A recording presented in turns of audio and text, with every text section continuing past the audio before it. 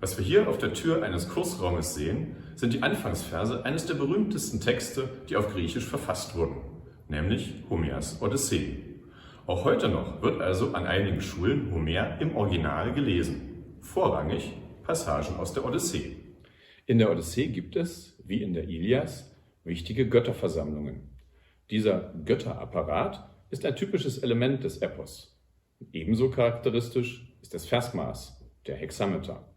Hier wird von den Schülerinnen und Schülern auch das Lesen dieser Texte im richtigen Rhythmus geübt. Al'umin Aithiopas, Metekiate Teletheontas.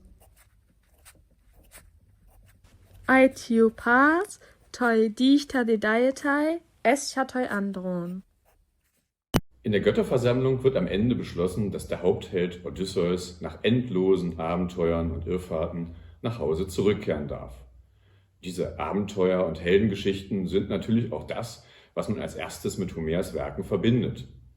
Aber es steckt doch noch mehr darin, wie die Schülerinnen und Schüler unseres 12. Jahrgangs finden.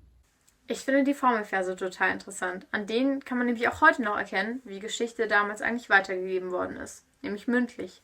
Die Dichter brauchten damals eine Art und Weise, wie sie ihre Texte mit rotem Faden flüssig weitergeben konnten. Und das war eben mit sogenannten Formelversen, die wie ein Baukastensystem funktionieren, möglich.